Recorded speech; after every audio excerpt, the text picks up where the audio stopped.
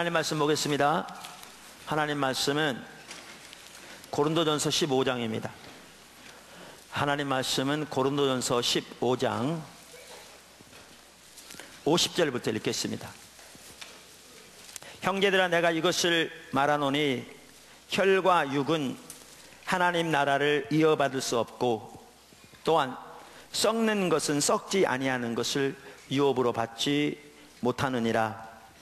보라, 내가 너희에게 비밀을 말하노니 우리가 다 잠잘 것이 아니요 마지막 나팔에 순식간에 홀연히 다 변화되리니, 나팔 소리가 나매 죽은 자들이 썩지 아니할 것으로 다시 살고 우리도 변화되리라. 이 썩을 것이 반드시 썩지 아니할 것을 입겠고, 이 죽을 것이 죽지 아니함을 입으리로다. 이 썩을 것이 썩지 아니함을 입고 이 죽을 것이 죽지 아니함을 입을 때에는 사망을 이기고 사망을 삼키고 이기리라고 기록된 말씀이 응하리라. 사망아, 너의 승리가 어디 있느냐? 사망아, 네가 쏘는 것이 어디 있느냐? 사망에 쏘는 것은 죄요, 죄의 권능은 율법이라. 우리 주 예수 그리스도로 말미암아 우리에게 승리를 주시는 하나님께 감사하노니, 그러므로 내 사랑하는 형제들아, 견실하며 흔들리지 말며 항상 주의 일에 더욱 힘쓰는 자들이 되라. 이는 너희 수고가 주 안에서 헛되지 않은 줄을 알미니라. 아멘. 오늘은 부활주일입니다. 우리 주님께서 사망 권세를 깨뜨리시고 부활하신 날을 기념하는 주일입니다. 사실 우리가 주일날 예배 드리잖아요. 매주. 이 주일날은 예수님의 부활을 기념해서 모이는 날입니다. 그래서 원래 그 사도행전에 보면 예루살렘 교회에는 매일 모였고요, 이제 교회가 점점 확장되어지면서 이제 여러 이방인 지역으로 복음이 전파되고 교회들이 세워질 때 성경에 보면 안식 후 첫날, 그게 주일이거든요. 그러니까 안식일은 금요일 해질 때부터 토요일 해질 때까지가 안식일이에요. 그래서 안식 후 첫날, 이날 주님이 부활하셨어요. 그래서 주님의 부활을 기념해서 주일날 모이기 시작했고요, 요한계시록은 신약 성경 중에서 가장 나중에 쓰여진 성경인데, 그 요한계시록 1장에 보면 이 주일을 주의 날이라고 하는 용어를 사용함으로써 이제 그 시점까지는 이 주일날이 주님의 부활을 기념하여 주님 앞에 예배드리는 소위 주일로 어느 정도 공식화되었던 걸 볼 수 있어요. 그래서 우리가 매 주일 모이는 것이 주님의 부활을 기념해서 주 앞에 모이는 겁니다. 그런데 특별히 오늘은 부활주일, 그래서 우리 주님의 부활을 살펴보면서 그 부활을 기억하고 기념하면서 그 부활의 뜻을 우리가 되새겨보고, 또 우리가 어떻게 주님의 부활의 승리를 경험하는 삶을 살 것인가 라는 부분을 같이 살펴보고자 합니다. 아멘. 첫째, 예수님이 부활하셨습니다. 우리 기독교는 한편으로는 예수님의 부활로부터 시작했다고 해도 과언이 아닙니다. 그러니까 어떤 한편으로는, 왜냐하면 예수님을 메시아로 알고 따르던 무리들, 예수님이 십자가에 못 박혀 돌아가시자 일부 제자들은 흩어지기 시작했고요, 엠마오로 내려가던 제자들처럼. 또 다른 제자들은 마가의 다락방에 숨어서 죽음이 두려워서 벌벌 떨고 있었습니다. 이러한 제자들을 불러 모은 사건이 뭐였느냐? 예수님이 부활하셔서 그들을 찾아가신 사건들이었죠. 그래서 그들을 불러 모으신 거죠. 그래서 교회가 세워지게 된 것이죠. 그래서 마태복음 28장 1절부터 보면 성경은 이렇게 말하고 있습니다. 안식일이 다 지나고 안식 후 첫날이 되려는 새벽에 막달라 마리아와 다른 마리아가 무덤을 보려고 갔더니 큰 지진이 나며 주의 천사가 하늘로부터 내려와 돌을 굴려내고 그 위에 앉았는데, 그 형상이 번개 같고 그 옷은 눈같이 희건을, 지키던 자들이 그를 무서워하여 떨며 죽은 사람과 같이 되었더라. 천사가 여자들에게 말하여 이르되 너희는 무서워하지 말라. 십자가에 못 박힌 예수를 너희가 찾는지를 내가 아노라. 그가 여기 계시지 않고 그가 말씀하시던 대로 살아나셨느니라. 와서 그가 누우셨던 곳을 보라. 또 빨리 가서 그의 제자들에게 이르되 그가 죽은 자 가운데서 살아나셨고 너희보다 먼저 갈릴리로 가시나니 거기서 너희가 배우리라 하라. 보라, 내가 너희에게 알렸느니라 하거늘. 그 여자들이 무서움과 큰 기쁨으로 빨리 무덤을 떠나 제자들에게 알리려고 다름질할세 예수께서 그들을 만나 이르시되 평안하냐 하시거늘 여자들이 나아가 그 발을 붙잡고 경배하니 이에 예수께서 이르시되 무서워하지 말라. 가서 내 형제들에게 갈릴리로 가라 하라. 거기서 나를 보리라 하시니라. 이렇게 주님이 부활하셔서 그들에게 나타나셨습니다. 성경에 보면 그 외에도 12 제자들에게 또 예수님이 승천하실 때는 500여 명의 성도들에게 동시에 나타나셨습니다. 이 사건을 두고 고린도전서 15장에 보면 사도 바울이 1절부터 이렇게 말했죠. 형제들아, 내가 너희에게 전한 복음을 너희에게 알게 하노니 이는 너희가 받은 것이요 또 그 가운데 선 것이라. 너희가 만일 내가 전한 그 말을 굳게 지키고 헛되이 믿지 아니하였으면 그로 말미암아 구원을 받으리라.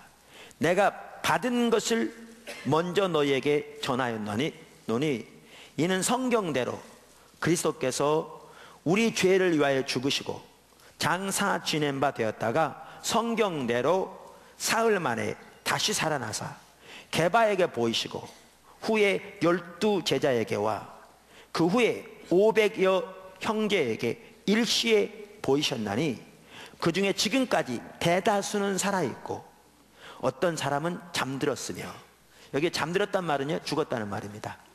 그러니까 성경에서는 죽는 것을 잠잔다고 표현합니다. 왜냐하면 자는 자들은 깨어나잖아요.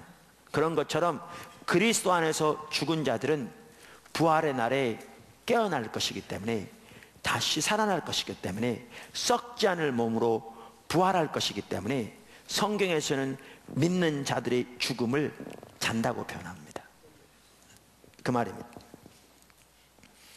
어떤 사람은 잠들었으며 그 후에 야고보에게 보이셨으며 그 후에 모든 사도에게와 맨 나중에 만삭되지 못하여 난 자 같은 내게도 보이셨느니라. 여러분, 사실 고린도전서 15장을 우리가 부활장이라고 그러잖아요. 그렇죠? 그 고린도전서 15장 전체에서 부활을 다루고 있는데요, 여러분 기억하실 것은 고린도전서 15장은 그 이슈는 예수님의 부활이 아니었습니다. 여러분 성경을 자세히 읽어보시면 알지만 예수님의 부활은 더 이상 이슈가 되지 않았습니다. 왜냐하면 이 구절에도 말하는 바와 같이 부활하신 예수님을 직접 목도한 성도들 중에 대다수가 그때 살아있었기 때문에 예수님의 부활은 더 이상 이슈가 아니었습니다. 그러면 고린도전서 15장의 이슈는 뭐였느냐? 성도들의 부활이었습니다. 고린도 교회는 그 성도들 중에 우리 예수 믿는 사람들도 죽으면 끝이라, 모든 게. 그러니까 살아있는 동안에 인생을 즐기며 살아야 한다, 캐세라 세라, 이런 그 가치관이 팽배해 있었습니다. 그러면서 그들에게 사도 바울이 예수 그리스도의 부활을 근거로 성도들이 부활할 것을 말하고 있는 장이 고린도전서 15장입니다. 그래서 예수님의 부활이 예수 안에 있는 우리들의 부활에 대한 확실한 증거다. 그러므로 우리도 예수님처럼 부활할 것이기 때문에 오늘 읽은 본문에 나오는 바와 같이 너희는 주를 위해 살라, 너희의 수고가 결단코 헛되지 않을 것이라고 말하고 있는 장입니다. 이처럼 예수님께서 부활하셔서 흩어져 있는, 낙심해 있는, 두려워 떠는 제자들에게 나타나셔서 그들을 불러 모으심으로 교회가 모여지게 된 것이지요. 여러분, 예수님의 부활은 단순한 신화가 아닙니다. 자기네 종교를 만들기 위해서 자기의 교주가 부활했다고 하는 신화를 만들어서 종교를 만드는 그러한 종교들도 있는데요, 예수님의 부활은 그러한 신화가 아닙니다.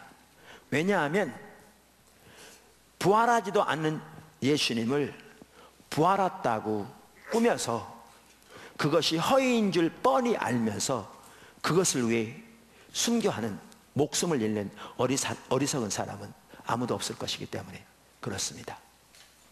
근데 초대교회와 특별히 예수님의 제자들은 자기들의 의지와 상관없이 부활하신 주님을 만나게 되므로 예수님의 부활을 확신하게 되었고, 그래서 그들이 교회로 세워지게 되었고, 그들은 그들의 신앙을 지키기 위해 거의 모든 사도들은 순교당했습니다. 바울만 하더라도 그는 원래 예수님의 부활이 허구라고 믿었던 사람입니다. 그래서 예수님의 부활을 증거하는 예수님의 교회를, 하나님의 백성들을 잡아가두고 죽이는 데 내어주기 위해 앞장섰던 사람입니다. 그런데 그러한 그가 부활하신 예수님을 만나 하나님의 사람이 되었고, 그가 순교하기까지 그의 일생 전체를 다 드려 부활하신 예수님을 증거하는 그리스도의 사도가 되었습니다.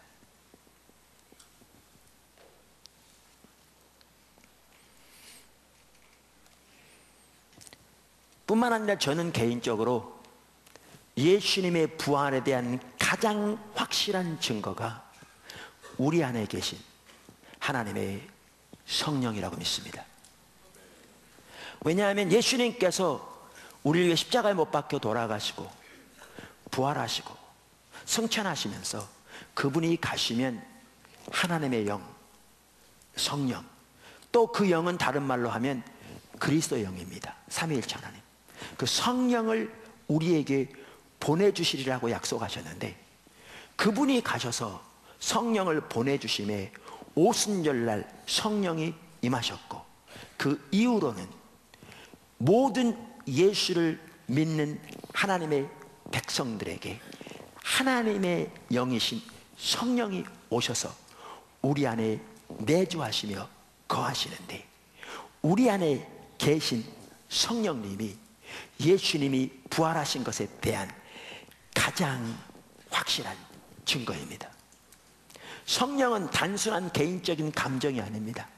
하나님의 영이 제 안에 계시고 여러분 안에 계시며, 그분이 우리의 길을 지도하시고 인도하시며 우리를 가르치시며 우리의 죄를 깨닫게 하시며 우리를 도우시며 우리를 지키십니다.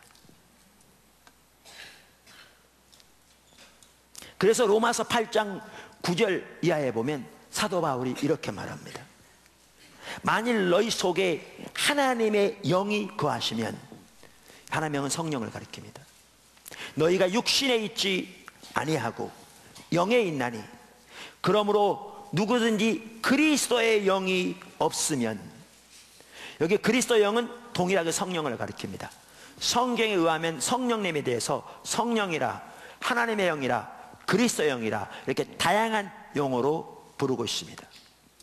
삼위일체 하나님, 그리스도의 영이 없으면 그리스도의 사람이 아니라, 10절에 이렇게 말합니다. 또 그리스도께서 너희 안에 계시면, 하나님의 영이 우리 안에 계신다는 말과 그리스도가 우리 안에 계신다는 말을 같은 의미로 쓰고 있습니다.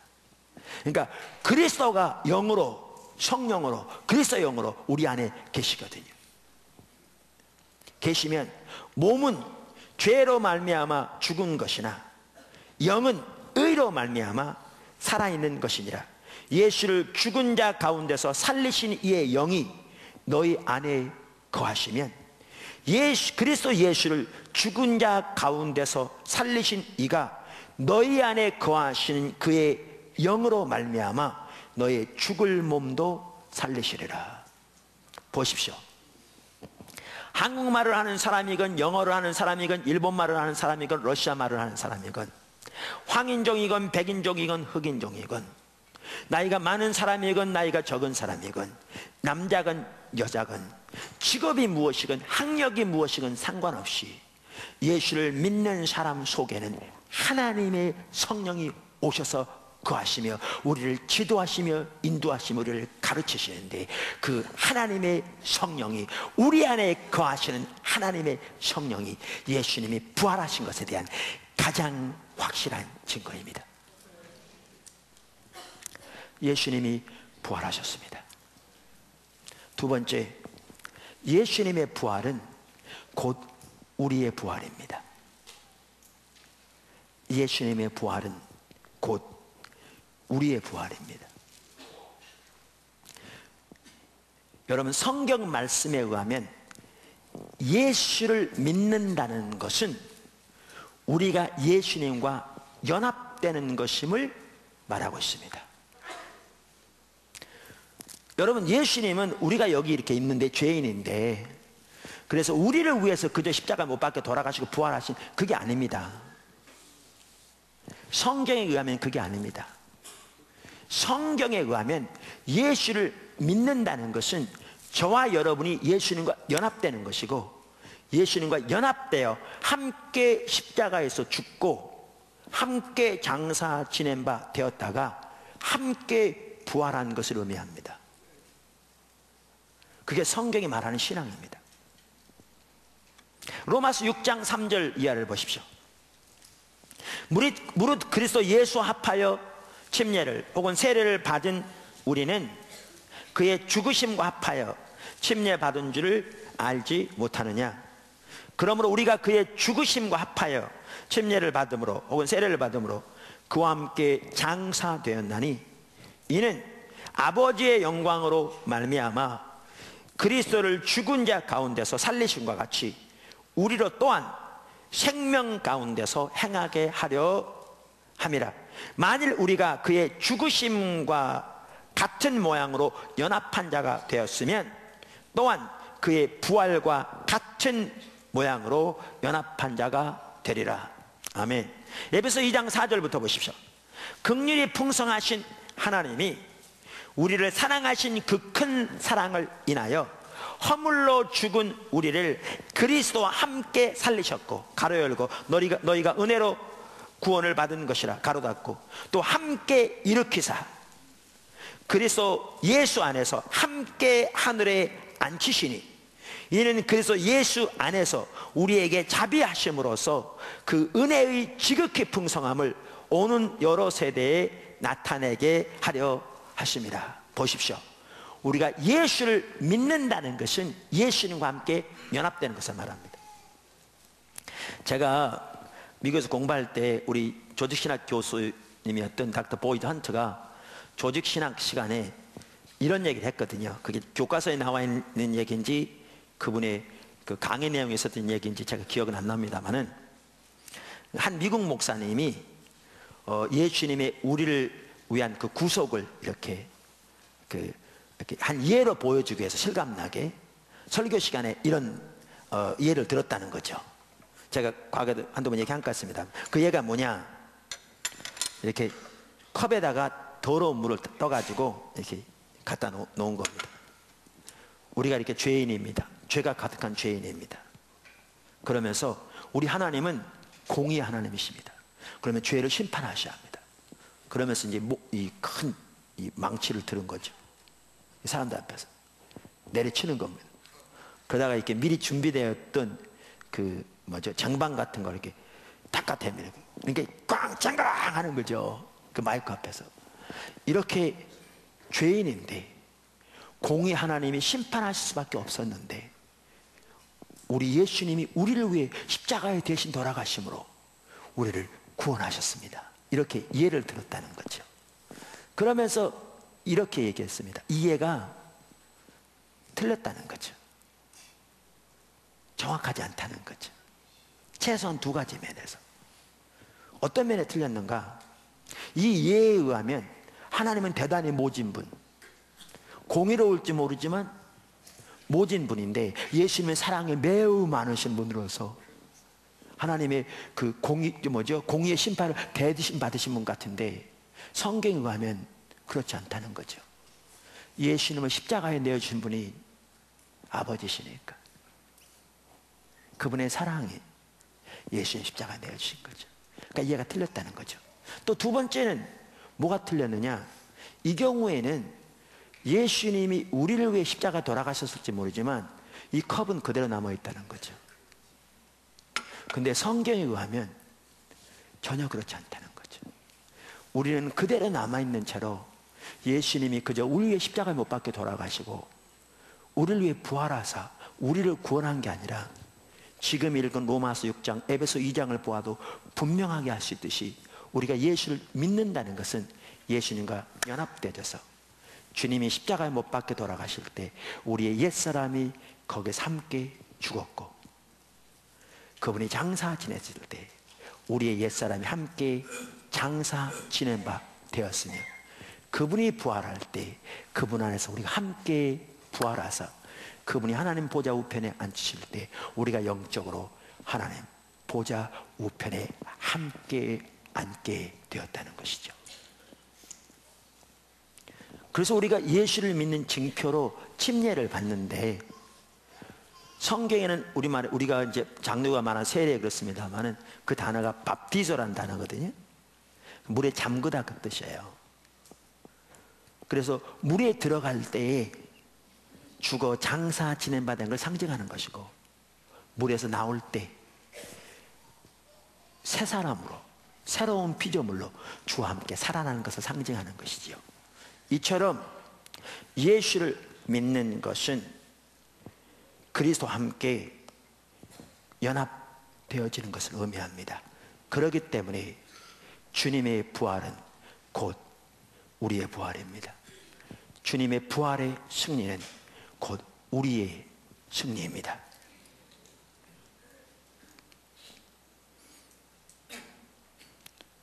세 번째, 예수님께서 십자가와 부활을 통해 이루신 승리를 우리의 삶 속에서 실제로 경험하려면 예수님께서 이루신 승리를 성령의 조명으로 깨닫고 그 위에 믿음으로 서야 합니다. 다시 말합니다. 예수님께서 십자가와 부활을 통해서 이루신 승리를 우리의 삶 속에서 실제로 경험하려면 예수님께서 이루신 승리를 성령의 조명으로 깨닫고 그 위에 믿음으로 서야 합니다. 여러분, 예수님의 십자가와 부활은 단순한 이론이 아닙니다. 단순한 교리가 아닙니다. 예수님의 십자가와 부활은 단순한 신화가 아닙니다.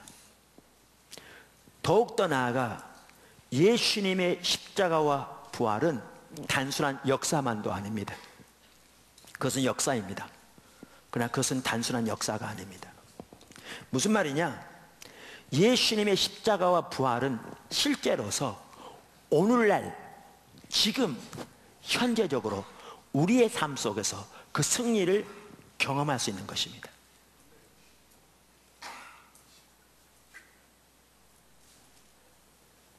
예수님의 십자가와 부활은 오늘날 현재적으로 우리의 삶 속에서 그 승리를 경험할 수 있는 것입니다.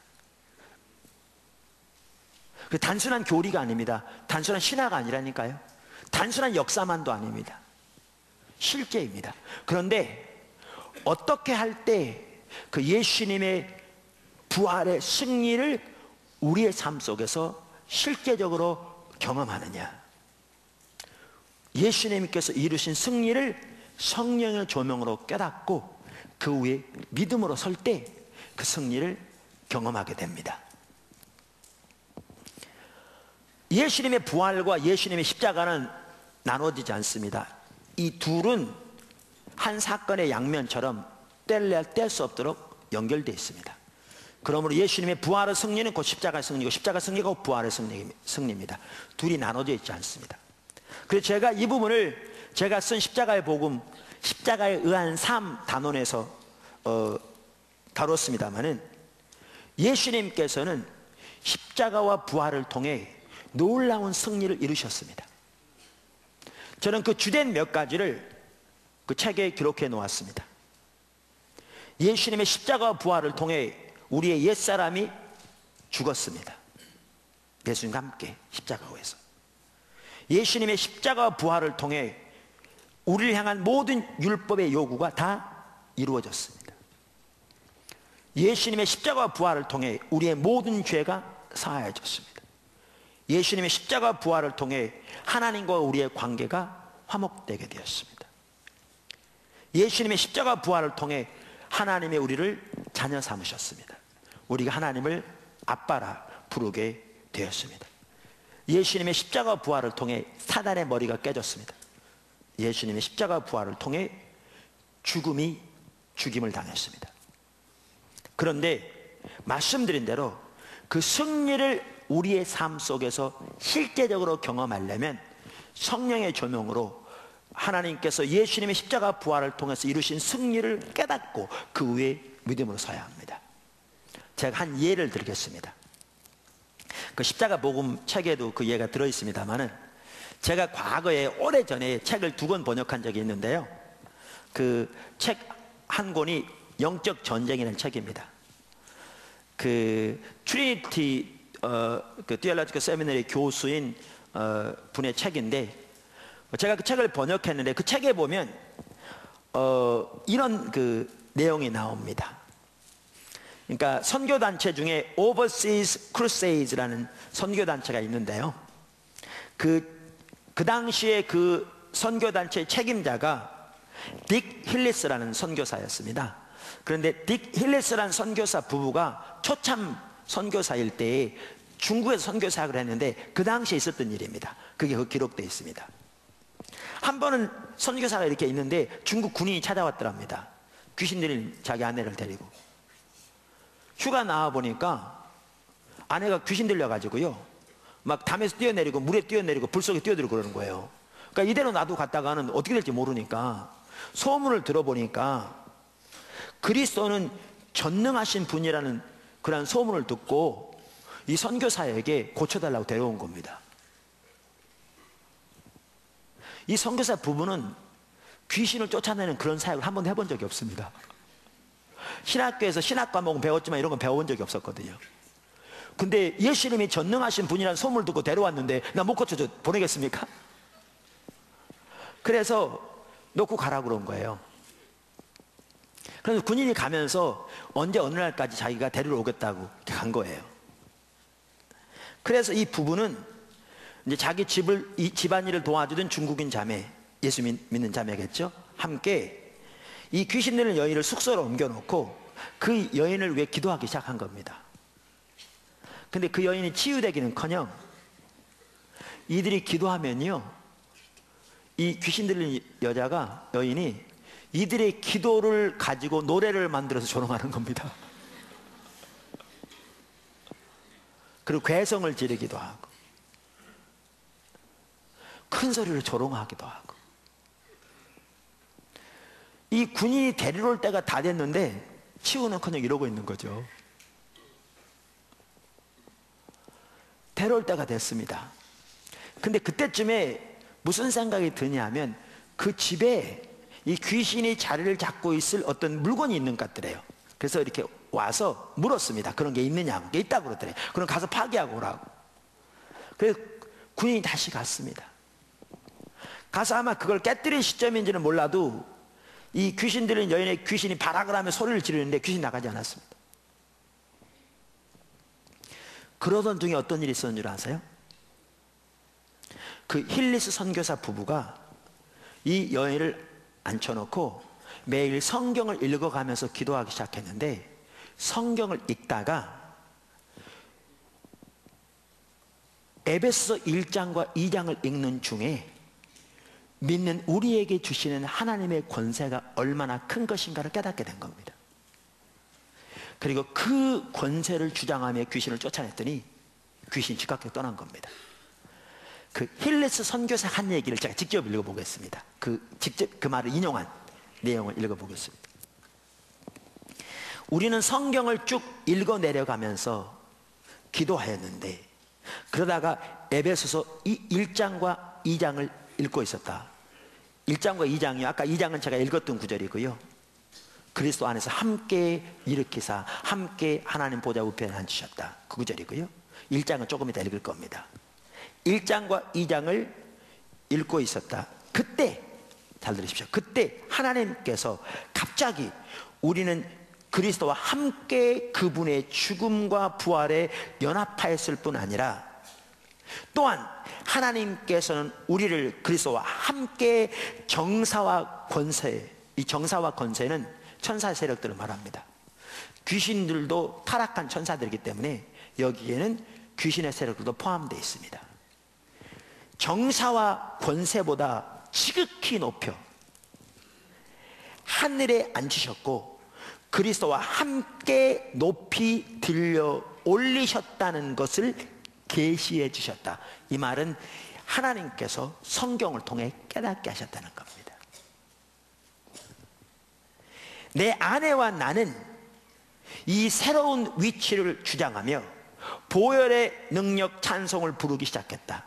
그리고 찬송을 하고 난 다음 우리는 그 귀신들에게 그 여인으로부터 나오라고 예수님의 이름으로 명령했다. 잘 들어보십시오. 그러자 즉시 그 귀신들이 떠나갔다. 하나님께서 예수님의 십자가를 통해 부활을 통해 이루신 승리를 성령의 조명으로 깨닫고 그 후에 믿음으로 서니까 그 승리를 그 삶에서 경험하게 된 것입니다.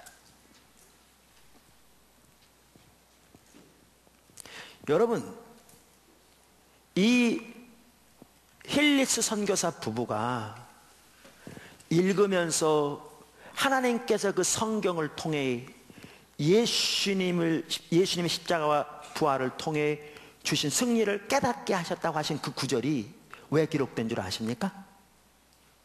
이게 그 당시 에베소 지역에 있는 성도들에게 그 예수님의 승리의 예수님이 십자가와 부활을 통해서 이루신 승리를 깨닫고 그 위에 믿음으로 섬으로 그들의 삶에서 영적으로 승리할 수 있도록 그들에게 기록한 성경입니다. 여러분, 사도행전 19장을 보아도 알 수 있듯이 에베소 지역에는 아데미 신전이 있었습니다. 아데미 신전은요, 그 다산을 상징하는 모신이었답니다. 아데미 신은 많은 그 젖가슴이 있는 그런 그 형상인데요. 그래서 이 그 아데미 신전은 에베소 북동쪽 2.4km 지점에 있었는데요. 그 신전의 크기가 가로 세로가 120m, 60m가 될 만큼 고대 7대 불가사의 중에 하나였답니다. 그래서 여러분, 사도행전 19장을 보아도 알 수 있듯이 그 당시 에베소 지역이 전체적으로 뭐를 먹고 살았냐면 그 주된 산업 중에 하나가 이 아데미 신전을 방문하는 사람들로부터 먹고 살았습니다. 숙박업, 그 다음에 식당 같은 걸 운영하면서 뿐만 아니라 제물로 쓰는 그 제물과 기념품 등을 파는 장사를 통해서 먹고 살았습니다. 뭘 보면 아느냐면 복음이 놀랍게 증거되자 이 이방신을 섬기는 순례객들이 줄어들고 이 기념품들이 팔리지 않아서 다 망하게 되니까 이들이 사도 바울에게 대항해서 데모하는 내용이 19장에 나오거든요.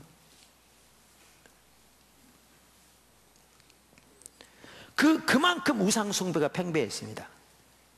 그런데 이 사도행전 19장에 보면 어떤 일이 있었냐면 스게와 아들들의 사건이 있었죠. 잘 아시죠? 7 아들들이 귀신 들린 사람 하나를 에게서 귀신을 쫓아내는 겁니다. 쫓아내면서 사도 바울이 말하는 예수의 이름으로 명하노니 물러가라 그랬더니 이 귀신이 드러나 가지고요, 우리가 예수도 알고 사도 바울도 아는데 너희는 누구냐? 그래 달려든 거예요. 그래서 센 귀신이 들었는지 귀신도 능력이 다르거든요. 그래가지고 그 얼만큼 강한 능력으로 달려들었든지 7명의 장정들이 이 귀신 들린 한 사람을 못 당해내고요, 이 귀신 들린 사람이 잡아 끄니까 7명이 몽땅 당해서 이 옷이 다 찢긴 채로 벌거벗은 채로 7명이 도망간 거예요. 그러면서 이 귀신이 하는 얘기가 아까도 말한 대로 예수도 알고 사도 바울도 아는데 너희는 누구냐 이래가지고 이것 때문에 주님에 대한 두려움이 예배소 전체에 쫙 깔리게 되었어요. 하나님 역사하신 거죠. 그걸 통해서도.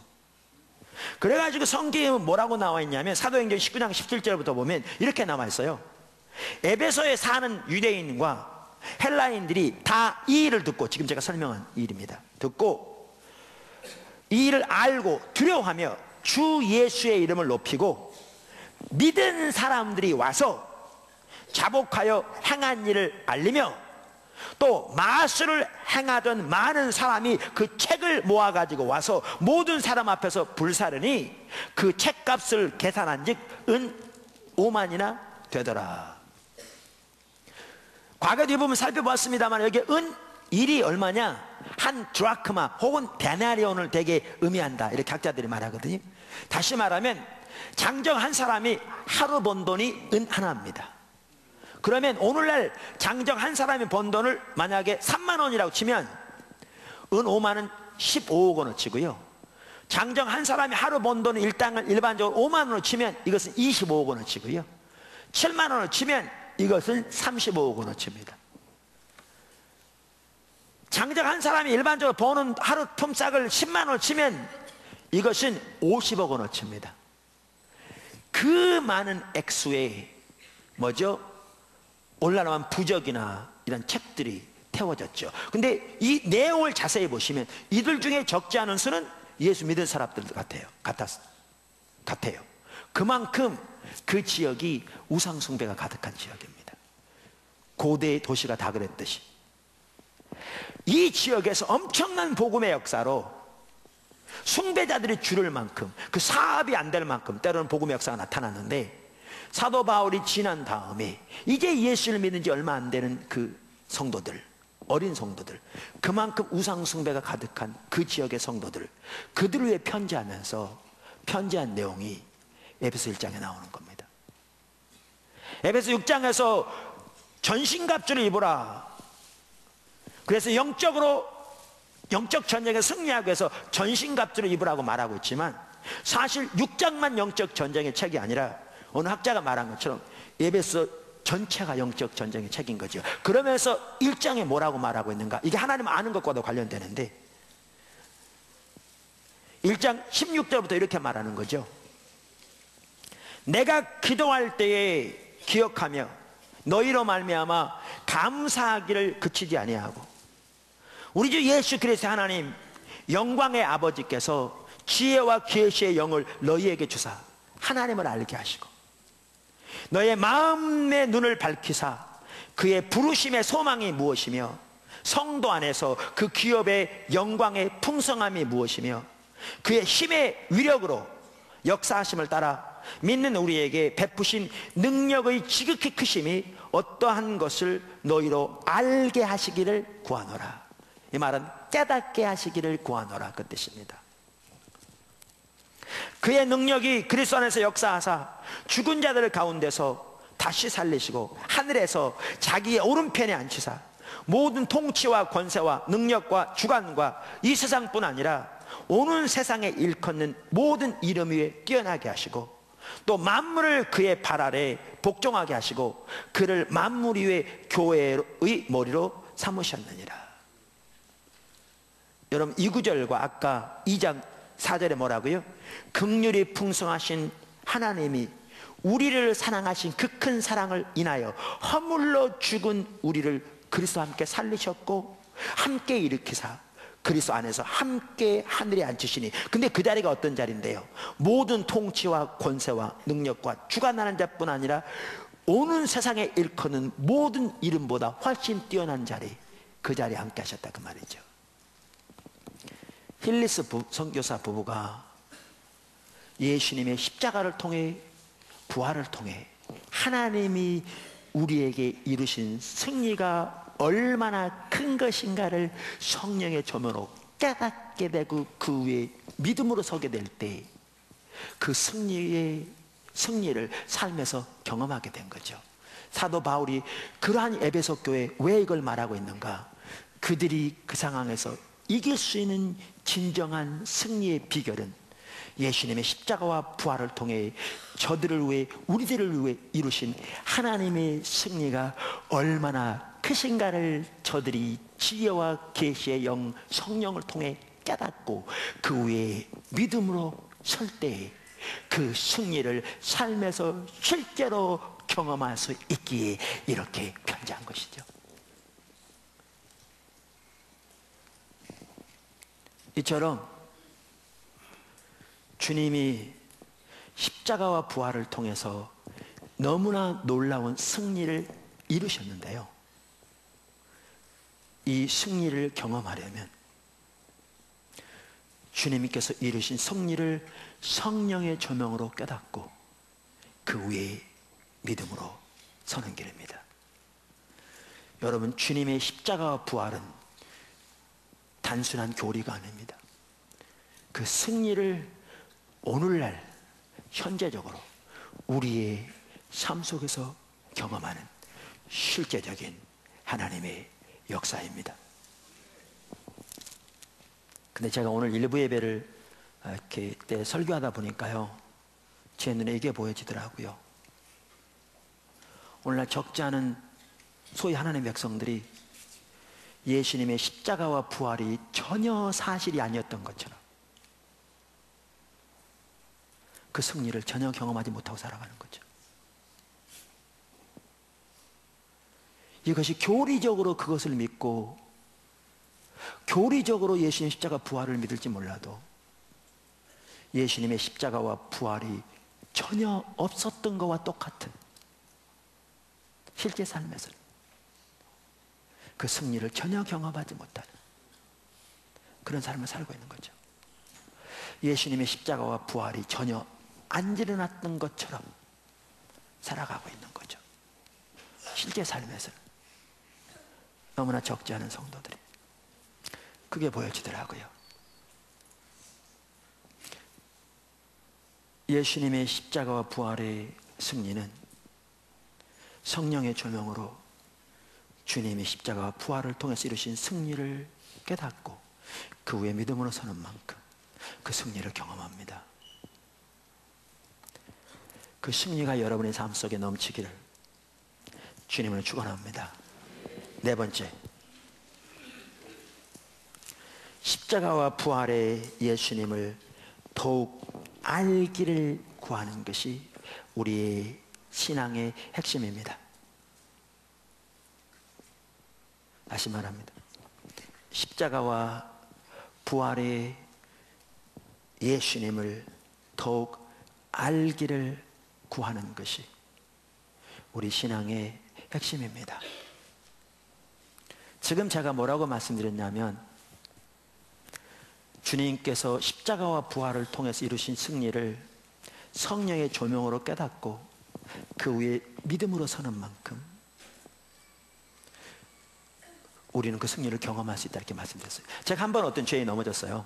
그랬더니 정말 마음이 아프더라고요. 우리가 죄에 넘어지면 그렇잖아요.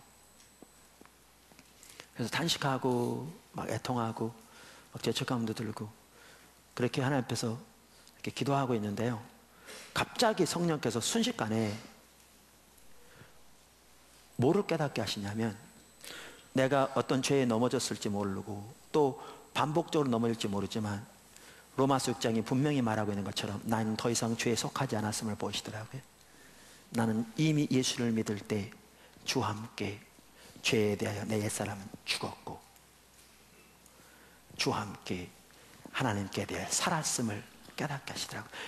내가 비록 반복적으로 넘어질지 몰라도 나는 더 이상 죄에게 속해 있지 않음을 깨닫게 하시더라고요.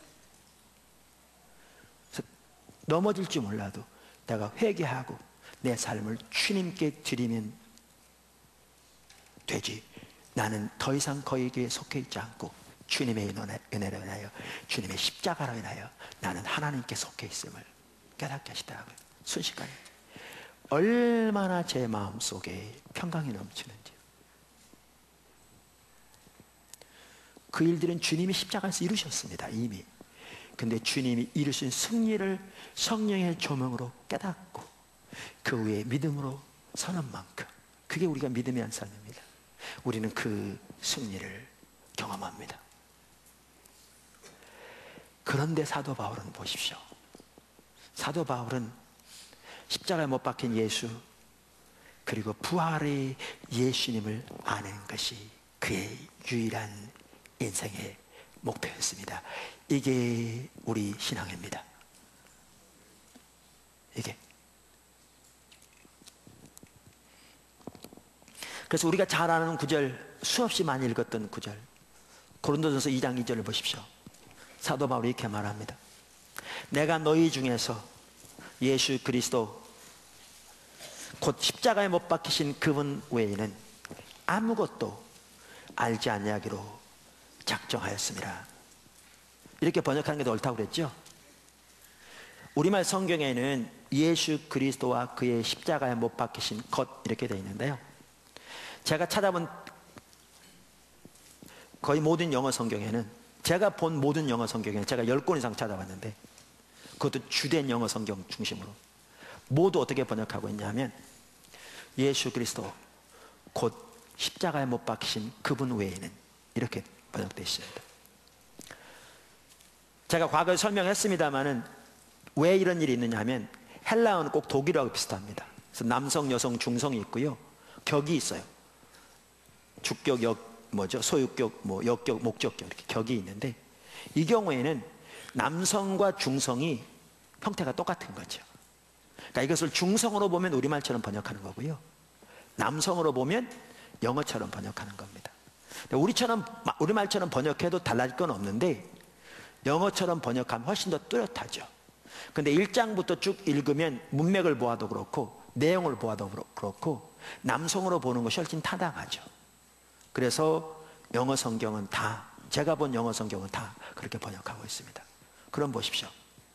내가 너희 가운데 있을 때 예수 그리스도 곧 십자가에 못 박히신 그분 외에는 아무것도 알지 않기로 작정했다, 이렇게 말합니다. 여러분, 내가 너희 중에 있을 때, 이때가 언제입니까? 고린도에 있을 때입니다. 제 2차 여행 때. 여러분, 이때는 사도 바울 앞에 전 세계가 열려져 가고 있는 시대입니다.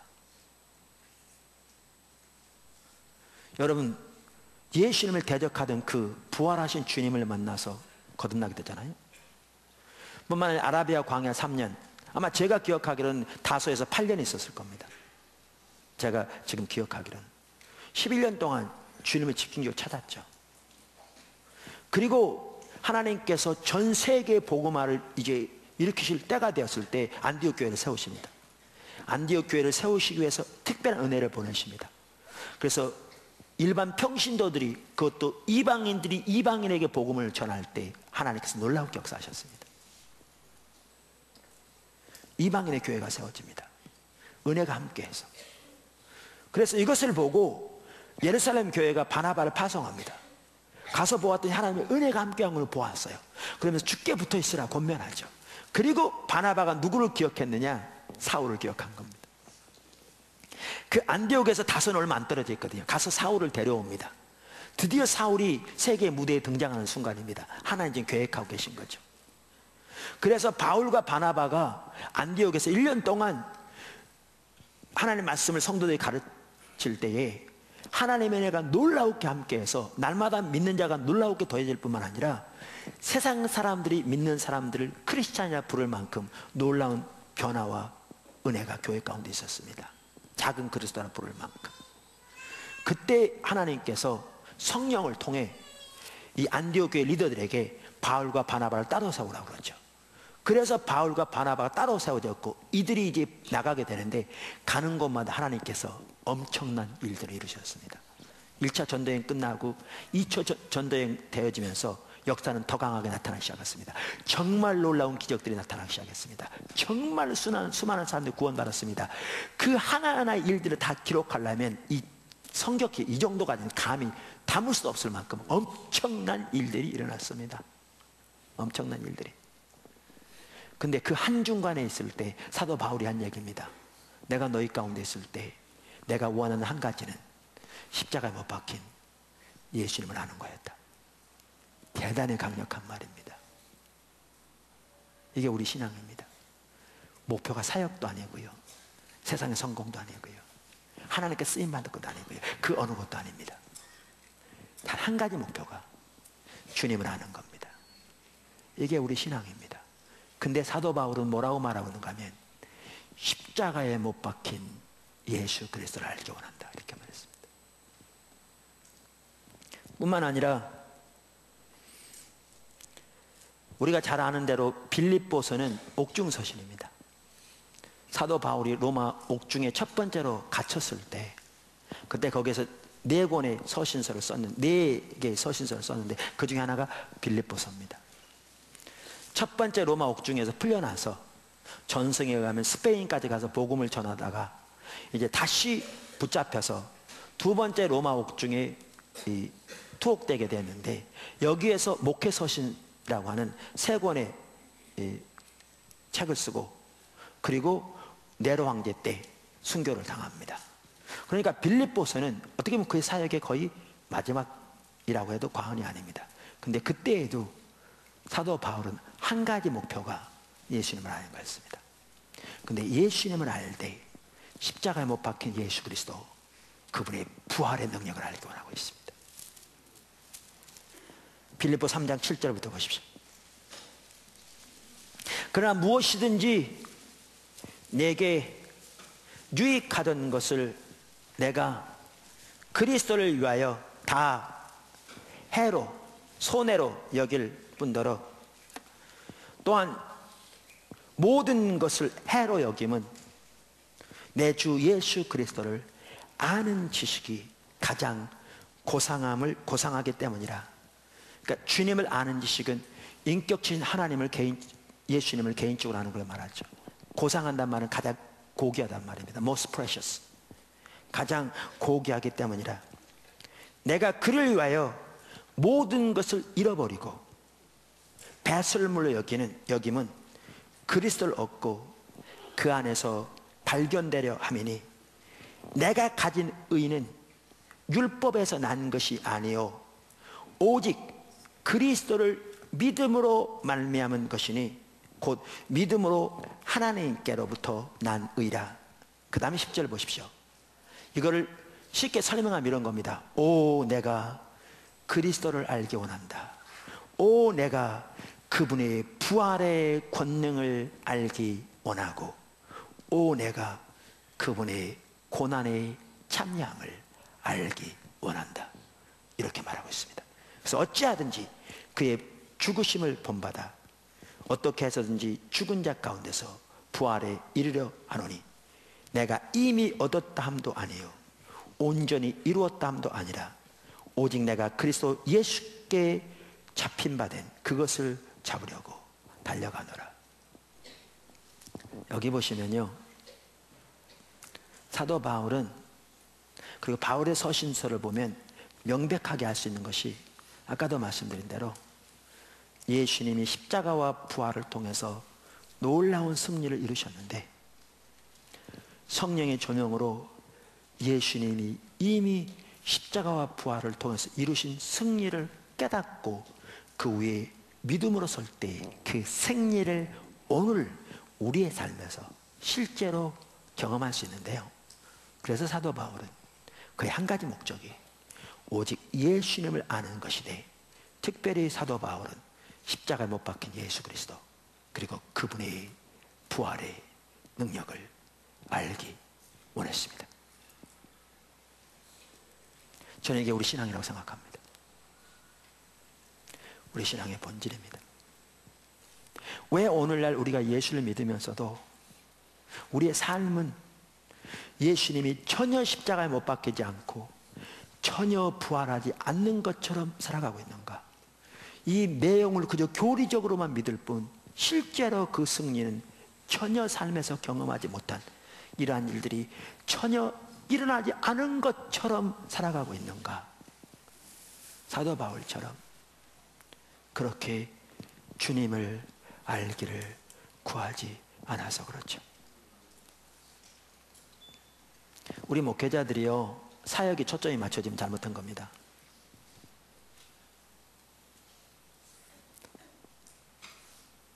사도 바울은 절대로 사역이 초점이 아니었습니다. 그 사역이 무슨 사역이든지. 성도들이요, 세상에서 자기 목적, 뭐 사업, 아니면 자기 목표, 아니면 또 사역, 이러한 그 초점이 맞춰지면 잘못된 겁니다. 절대로 올바로 삼길 수 없습니다. 사도 바울은 그게 초점이 아니었습니다. 사도 바울의 한 가지 목표는 예수님을 아는 거였는데, 십자가에 못 박힌 예수 그리스도, 그리고 부활의 그 능력과 승리를 알기 원했습니다. 처음부터 그의 사역 말기까지.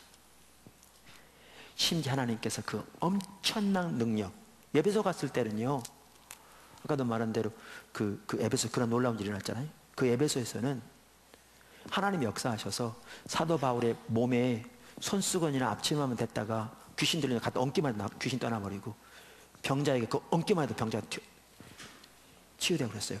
그 상황에서도 사도 바울의 한 가지 목표는 십자가 못 박힌 예수 그리스도, 그리고 그 부활의 능력을 알기 원했습니다. 우리가 그 자리로 돌아가야 합니다. 그 자리로 가야 그 십자가와 부활의 그 승리를 우리 삶 속에 경험하면서 살 수 있습니다. 부활주일인 이날 아침, 사실 매 주일이 부활의 날을 기념하는 날인데 우리가 그렇게 살기를 결단하는 우리들 되기를 축원합니다. 한 가지만 더 살펴보겠습니다. 다섯 번째, 우리 신앙은 예수님과 운명을 같이 하는 것입니다. 한번 따라서 한번 해보십시다. 우리 신앙은 예수님과 운명을 같이 하는 것이다. 여러분, 제가 일부 예배 때 오늘 설교하면서요, 이렇게 제가 설교하면서 앞에 딱 어떨 때 보이거든요. 환상으로 보인다는 게 아니고요, 오늘날 우리의 상태가 보였던 한 가지가 뭐냐 하면, 아까도 말씀드린 대로 오늘날 적지 않은 성도들이 주님의 십자가와 부활이 전혀 안 일어난 것처럼 교류적으로 믿지만 살아가고 있고요, 전혀 그 승리를 경험하지 못한. 또 하나는 우리의 신앙을 그저 우리는 이대로 있고 주님이 우리를 십자가 못 박아 돌아가시고 이렇게 부활하셔서 우리가 그걸 믿으면 구원 얻으니까, 이제 믿어서 구원 얻었으니까 이제 우리는 최소한 지옥 안 갈 그 보험 증서 사놨으니까 뭐 하늘나라 상급 못 받으면 어때? 어차피 하늘나라 가는 건데 거기서 무슨 상급이 필요 있겠나? 그냥 이 땅에 사는 만큼 살고 그냥 천국 가면 되지, 이렇게 살아가고 생각하고 있는 사람이 적지 않은 거죠. 근데 성경에 보면 어디에도 그런 신앙을 말하고 있지 않죠. 여러분, 성경에서 말하는 신앙은 예수님과 운명을 같이 하는 겁니다. 성경이 말하는 신앙은 우리가 예수님을 믿을 때 예수님과 연합되어서 예수님과 함께 죽고 함께 살아 함께 하나님 보좌 우편에 앉으시는, 그래서 예수님의 그 모든 승리가 우리의 승리가 되는 것이 우리의 믿음이요 신앙이고요. 그래서 성경이 말하는 신앙은 예수님과 운명을 같이 하는 겁니다. 모든 신앙이. 데살로니가전서 5장 10절, 예수께서 우리를 위하여 죽으사 우리로 하여금 깨어있든지 자든지, 여기에 자는 것도 아까 말씀드린 대로 죽는 것을 말합니다. 시작 성경에서는 죽는 것을 잔다고 표현합니다. 왜? 깨어날 날이 있기 때문에.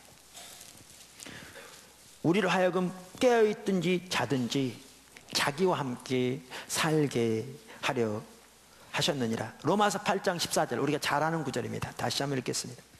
무릇 하나님의 영으로 인도함을 받는 사람은 곧 하나님의 아들이라. 여기에 보면요, 여자분들도 아들입니다. 남자도 신부고요. 이거 성차별하는 게 아니고요, 상속자라는 의미입니다. 하나님의 아들이라 너희는 다시 무서워하는 종의 영을 받지 아니하고 양자의 영을 받았으므로 우리가 아빠, 아버지라고 부르짖느니라. 여기 아빠, 아버지라고 우리말 개역 개정판에 이렇게 번역했는데요, 원래 개역 성경에는 아바, 아버지라고 이렇게 돼 있었어요. 근데 아바라는 말은 한국말이 아닙니다. 그래서 영어 성경으로 봐도 아바 father 이렇게 돼 있고요, 독일어 성경은 아바 father 이렇게 돼 있습니다. 아바는 어느 성경을 보든지 그대로 돼 있습니다. 왜냐하면 이 말은 그 나라 말이 아니고요, 아람어입니다. 신약 성경이 아람어로 쓰여져 있는데 그걸 그대로 그냥 갖다 놓은 겁니다. 그럼 아람어에서 아바란 말은요, 집에서 자녀가 아빠를 친근하게 부르는, 우리말로 정확하게 아빠 같은 단어입니다. 원래 공식적인 아버지라는 단어는 아비누라는 단어가 있습니다. 근데 아바란 말은 공식적인 아버지를 공식적으로 부르는 단어가 아니라 딸이, 아들이 아빠를 친근하게 부르는 아빠 같은 단어입니다. 그래서 개정판은 이 말 아예 번역해 버렸습니다. 아빠, 아버지라고요. 예수님은 하나님의 친자녀입니다. 이 말은 하나님이 예수님을 낳았다는 말이 아닙니다. 예수님은 태어난 분이 아닙니다. 삼위일체 하나님의 본체라는 말입니다. 그런 의미에 우리는 아무도 하나님의 자녀가 없습니다. 우리는 창조주가 아닙니까? 그래서 우리를 양자라고 부르고 있습니다. 그래서 하나님의 자녀가 되게 하신 거죠, 예수님 십자가와 부활을 통해. 근데 자녀이면 상속자라고 그랬는데 예수님과 공동 상속자가 되었다고 말합니다. 보십시오. 성령의 친히 우리의 영과 더불어 우리가 하나님의 자녀인 것을 증언하시나니, 자녀이면 또한 상속자, 곧 하나님의 상속자요 그리스도와 함께한 상속자니. 여러분, 그 함께한 상속자란 말은요, 영어 성경은 대부분 이렇게 번역했죠. co-heir, 공동 상속자라 그 말이죠. 근데 이 말은 이런 뜻입니다. 여러분 여기에 제 예를 들읍시다. 제가 어떻게 로또 복권 당첨돼 가지고요 5천억 원이 당첨됐다고 하십시다. 그런 로또는 없는데 하여튼 하십시다. 제가 5천억 원을 우리 아들 셋이니까 셋한테 공동으로 상속 주면 어떻게 합니까? 5천억을 셋으로 나눠서 3분의 1씩 갖는 게 공동 상속자입니다. 근데 여기에 예수님과 공동 상속자 됐다는 말은 그게 아닙니다. 예수님과 예를 들면 10억 명의 성도면 10억 1 나누기 이가 아니고요, 하나님의 나라를, 모든 하나님의 나라를 예수님이 상속으로 받는데 이 모든 것을 우리가 공동으로 상속받게 된다 그 말입니다. 이게 하나님의 자녀가 되는 의미입니다. 정말 놀라운 의미입니다. 이 일을 예수님이 십자가와 부활을 통해서 이루신 또 하나의 일입니다. 하나님 나라의 모든 것을 예수님이 상속받으시는데 우리가 연합되었다고 그랬잖아요. 믿는 것은 연합되었다고 그랬잖아요. 연합되어서 이 모든 하나님 나라의 유업을 예수님과 공동으로 상속받게 될 것이라 그 말입니다. 저와 여러분이. 그러면서 성경은 뭐라고 말하느냐, 우리가 그와 함께 영광을 받기 위하여 고난도 그와 함께 받아야 할 것이니라. 생각하건대 현재의 고난은 장차 우리에게 나타날 영광과 비교할 수 없느니라. 여러분, 이런 구절을 보아도 명백하게 알 수 있듯이 우리가 예수를 믿는 것은 예수님과 연합되는 것이고요, 더 나아가 우리의 신앙생활은 예수님과 함께 공동의 운명을 같이 하는 것입니다.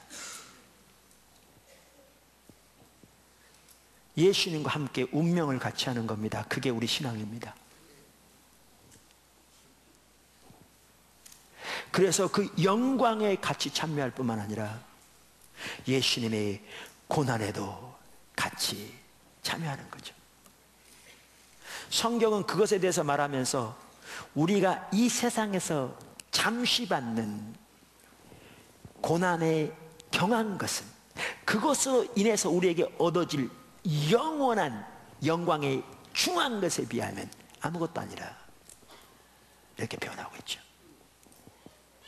그리고 고린도서 4장 8절 이하부터 사도 바울은 이렇게 말합니다. 우리가 사방으로 우겨쌈을 당하여도 쌓이지 아니하며 답답한 일을 당하여도 낙심하지 아니하며 박해를 받아도 버림바 되지 아니하며 거꾸로 뜨림을 당하여도 망하지 아니하고 우리가 항상 예수의 죽음을 몸에 짊어짐은 예수의 생명이 또한 우리 몸에 나타나게 하려 함이라. 우리 살아있는 자가 항상 예수를 위하여 죽음에 넘겨짐은 예수의 생명이 또한 우리 죽을 육체에 나타나게 하려 함이라. 그런즉 사망은 우리 안에서 역사하고 생명은 너희 안에서 역사하느니라. 이 주님의 고난에 동참한단 말은요, 요즘 그 텔레비전 같은 데 보면 어느 나라 보면 십자가 못 박히잖아요, 그죠? 그걸 말하는 게 아닙니다. 우리가 필리핀에 이렇게 고난 주간에 사역 갈 때도 여러 번 있었거든요. 가보면요 실제로 이렇게 십자가에 못 박힙니다. 그런 행사를 합니다. 성금요일에. 그리고 이렇게 마을마다 금요일 날이면 뭐 행렬이 지나가고요, 이렇게 예수님 분장해가지고 막 채찍으로 때리고요, 막 이거 맞고요. 그때는 뭐 차들도 뭐 없습니다. 행렬 지나갈 때 다 멈춥니다. 그들은 생각하기를 이 십자가에 못 박히면 그것이 공로가 되어져서 하나님 앞에 큰 상급이 있을 줄로 믿는 거죠. 채찍에 맞으면 어리석은 짓입니다. 우리 같은 죄인이 예수님의 구속의 십자가에 조금도 더할 수 없습니다. 그리고 그 구속은 히브리서가 명백하게 말한 것처럼 단번에 영원한 제사가 예수님의 십자가를 통해 이미 완성되었기 때문에 더 이상 거기에 더할 것은 이만큼도 없습니다. 그럼 주님의 고난에 동참한다는 것은 무슨 말이냐? 주님이 십자가와 부활을 통해 이루신 그 승리가 열방 모든 사람들에게 증거돼서 그 승리가 그들에게도 나타나 그들도 구원받고 그들도 회복되고 그들도 그들의 삶에서 그들의 나라에도 그들의 가정에도 하나님의 주권적인 통치인 하나님의 나라가 임하려면 누군가가 주님의 고난에 동참해야 합니다.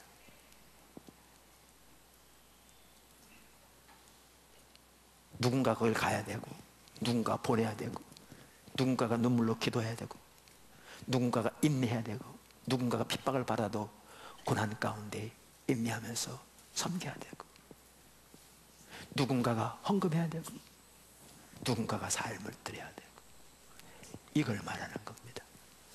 근데 이 고난에 잠시 받는 고난에 경한 것은 이것으로 인해서 얻어질 그 영원한 영광의 중한 것에 비하면 아무것도 아니라고 말합니다.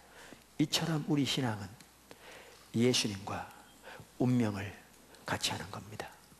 그게 기독교 신앙입니다.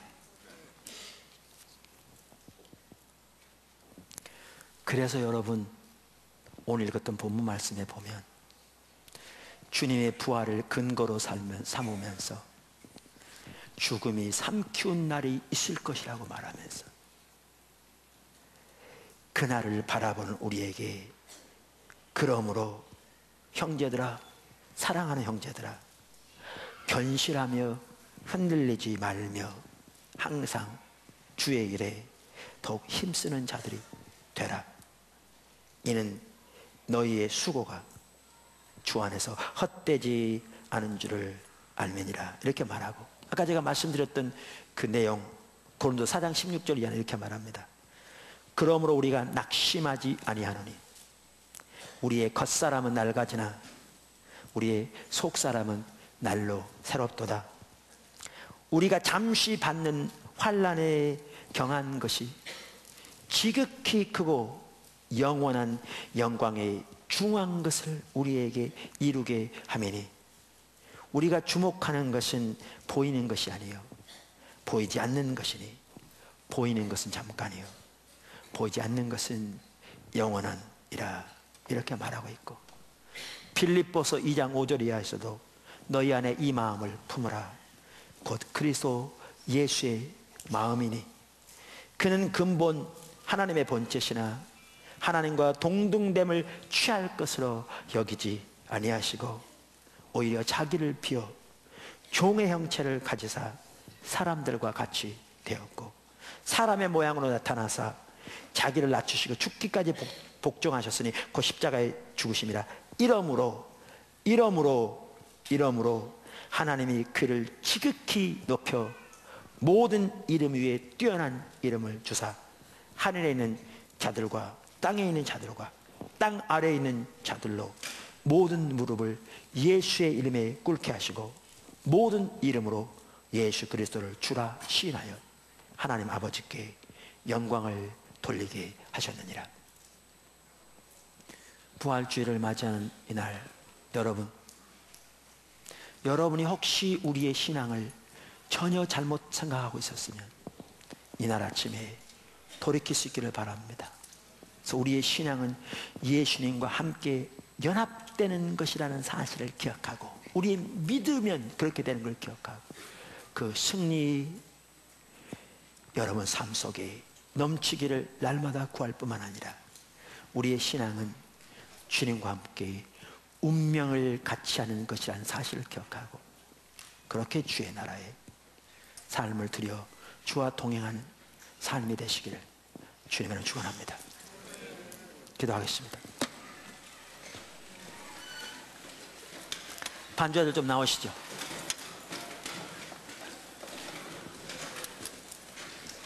눈을 감으시죠.